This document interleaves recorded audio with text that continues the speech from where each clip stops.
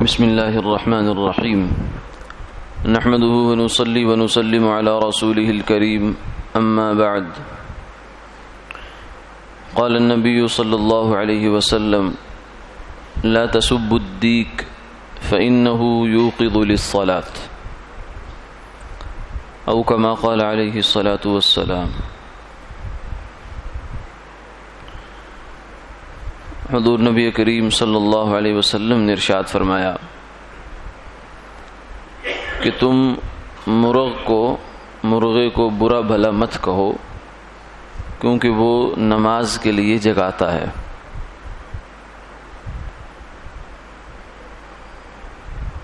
اس حدیث مبارکہ میں کئی چیزیں قابل غور ہیں۔ پہلی بات یہ فرمائی کہ تم برا بھلا مت کہو، یعنی طعن و تشنیع، لعن، طعن، سب و شتم، گالم گلوچ کرنا یہ نہیں کرو،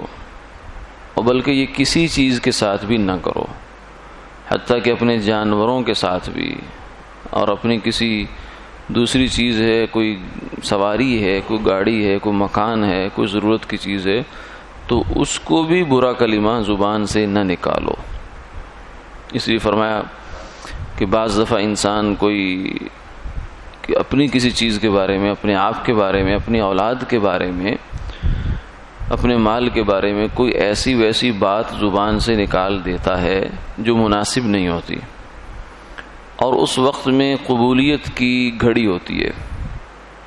اور وہ بات سن لی جاتی ہے، اس کو منظور کر لیا جاتا ہے۔ مثلا بہت سے لوگوں کے جملے زبان پہ ہوتے ہیں، بالخصوص عورتوں کے کچھ کوسنے ہوتے ہیں، دیہاتی لوگ ہیں وہ بھی اپنے جانوروں کو جو ہے وہ کبھی کوئی عجیب سا جملہ بولتے ہیں، مر جائیں یا مرنے کا جو ہے ایسی بات بول دیتے ہیں غصے میں آ کر، تو وہ تیرا کچھ نہ رہے۔ بعض دفعہ عورتیں بھی اس طرح کا جملہ بول دیتی ہیں اپنی اولاد کے بارے میں، اپنی چیزوں کے بارے میں، تو اس میں فرمایا کہ وہ بعض دفعہ قبولیت کی گھڑی ہوتی ہے، تو وہ جملہ اپنا بولا ہوا، اپنی کہی ہوئی بات قبول ہو جاتی ہے، اور پھر آدمی روتا پھرتا ہے کہ یہ کیا ہو گیا میرے ساتھ، یہ کس نے ایسا کر دیا، کسی نے کوئی تعویذ کر دیا، کسی نے کوئی جادو کر دیا، حالانکہ جو کچھ کیا کرایا ہے وہ اپنے ہاتھوں کا ہے، اپنی زبان کا ہے۔ اس لیے فرمایا کہ اپنی زبان کو قابو میں رکھو۔ سیدنا صدیق اکبر رضی اللہ تعالی عنہ ایک دفعہ کسی صاحب کے ساتھ کوئی ان کی بات چیت ہو رہی تھی، تو جس میں تھوڑا سا کچھ کلمے ایسے زبان سے نکل رہے تھے جو زیب نہیں دیتے تھے اس مقام کو، تو آپ صلی اللہ علیہ وسلم نے فرمایا کہ صدیق کی شان یہ نہیں ہے کہ وہ صاحب ہو، یعنی لوگوں کو گالم گلوچ کرنے والا ہو، برا لفظ زبان سے بولنے والا ہو، یہ صدیق کی شان نہیں ہے۔ تو ایک بات تو یہ فرمائی۔ دوسرا فرمایا کہ پھر اس میں جو مرغہ ہے، مرغ، اس کو برا بھلا مت کہو۔ جو لوگ پہلے گھروں میں، دیہاتوں میں بھی اب بھی ہیں اور شہروں میں بھی بعض دفعہ رکھا کرتے تھے، تو چونکہ وہ اللہ کی ایک ایسی مخلوق ہے کہ جس کا اللہ نے ایک نظام بنایا، وہ جو ہی رات ہوتی ہے وہ سو جاتے ہیں، اپنے آرام پورا کرتے ہیں، پھر سحری میں اٹھ جاتے ہیں، اذان سحری وہ گویا کہ اذان دیتا ہے، تو وہ اللہ کی طرف سے آدمی کو تہجد میں اور پھر فجر میں جگانے کا ایک فطری نظام ہے۔ اگر وہ رکھا ہو انسان نے گھر میں تو اس کو الارم لگانے کی، گھڑی پہ کچھ بنانے کہنے کی ضرورت نہیں رہتی،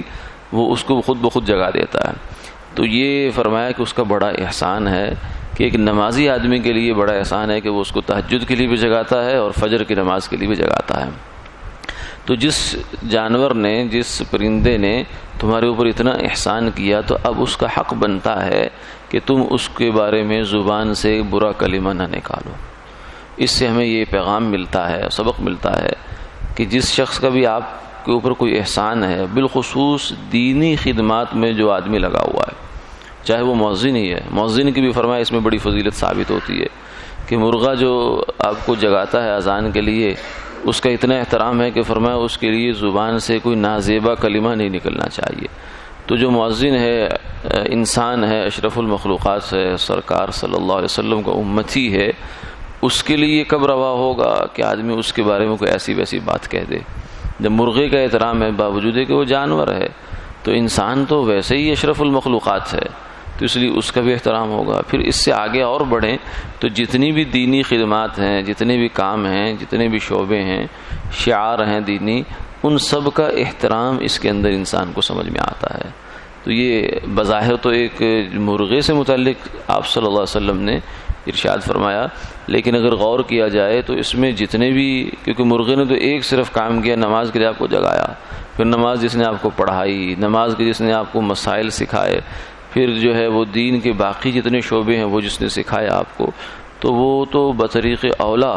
اس بات کا حق رکھتا ہے کہ اس کی عزت کی جائے اور اس کے بارے میں کوئی بھی نازیبا اور ہلکا کلمہ زبان سے نہ نکالا جائے۔ وآخر دعوانا الحمدللہ۔